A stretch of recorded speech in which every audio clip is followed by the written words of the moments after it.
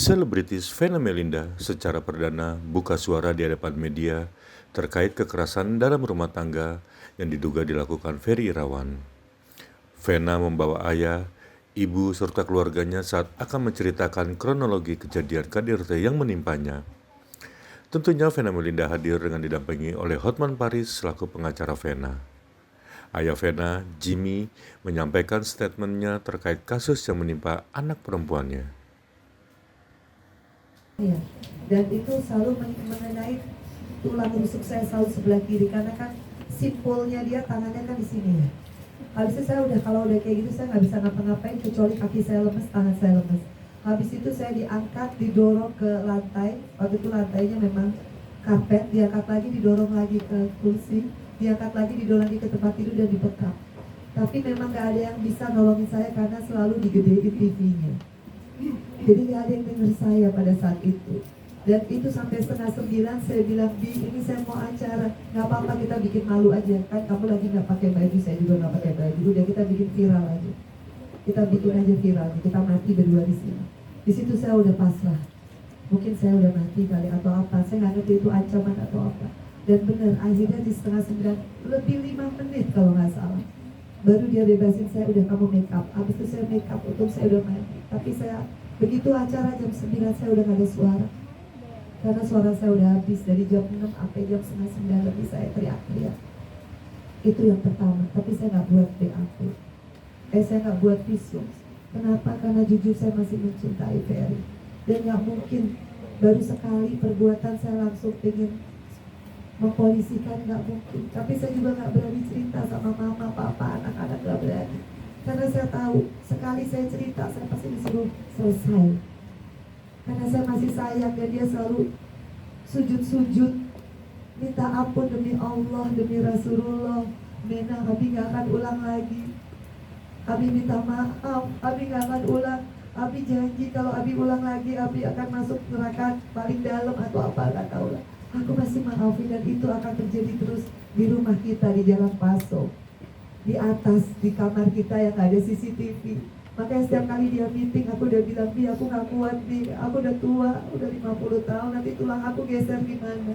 Enggak, nanti Abi pijetin. Aku memang gak bisa buktiin karena memang gak ada lembab. Makanya waktu di visum, Bang, aku ditanya, Bu, kalau di ini kok gak ada birunya? Tapi memang di dalam patahnya. Makanya waktu di mitra keluarga saya minta di ronsen kan, dan benar hasil ronsennya kan itu fracture tulang rusuk saya karena udah keseringan dan 3 bulan terakhir. Jadi untuk melaporkan suami yang paling kita cintai tentang KDRT fisik bukanlah hal yang mudah, teman-teman. Kenapa saya melakukan tanggal 8? Karena itu sudah qadarullahnya. Allah bisa memperlihatkan bagaimana darah yang begitu banyak keluar tidak berhenti. Mau bilang apa lagi, Ferry? Kalau selama ini dia bilang mana buktinya? Kapan saya KDRT orang gak ada lebam? Dan saya selalu diam, iya ya, gak ada buktinya. Kecuali saya siap cerai, kecuali saya memang siap untuk berpisah. Itulah perempuan. Saya sampai titik darah penghabisan, saya masih tunggu gentleman dari seorang Ferry Irawan. Dari tanggal 8, seperti yang saya ceritakan tadi, dia tidak mengakui buat saya selesai. Gak mungkin dong saya pertaruhkan kalau saya damai. Di saat itu saya masih pulang dari Kediri, satu mobil berdua aja, atau saya setempat tidur lagi. Bisa apa yang terjadi?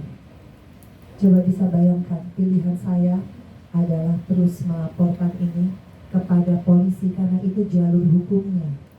Saya tidak pernah curhat ke medsos. Oke, yang pertama di Medan, ya, terus ya. Yang kedua, Terus? ketiga, dan ke rumah kan saya sudah ceritakan. Oke. Di rumah semua. Di rumah, ya, yang ganteng ini. Terima kasih atas waktunya. Bapak kandung dari Vena Melinda.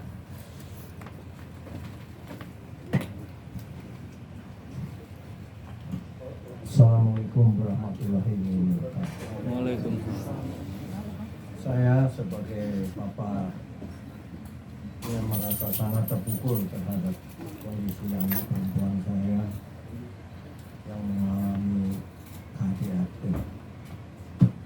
Sebagai seorang ayah, saya tentu meminta keadilan Karena negara ini negara hukum, maka saya dan keluarga besar menempuh jalur hukum untuk mencari keadilan. Sekarang proses hukumnya sedang berjalan di Polda Jatim, dan saya beserta keluarga besar mengapresiasi dan mengucapkan banyak terima kasih kepada Polda Jatim dan jajarannya dalam memproses kasus KDRT ini. Sebagai umat beragama, saya dan keluarga besar sudah memaafkan perlakuan KDRT yang menimpa anak perempuan saya. Tapi untuk proses hukumnya harus tetap berjalan terus sampai kepada pengadilan. Biarlah ranah pengadilan nanti yang memutuskan hukuman apa yang harus diberikan sesuai dengan perbuatannya. Ya, sesuai dengan perbuatannya. KDRT yang dilakukannya.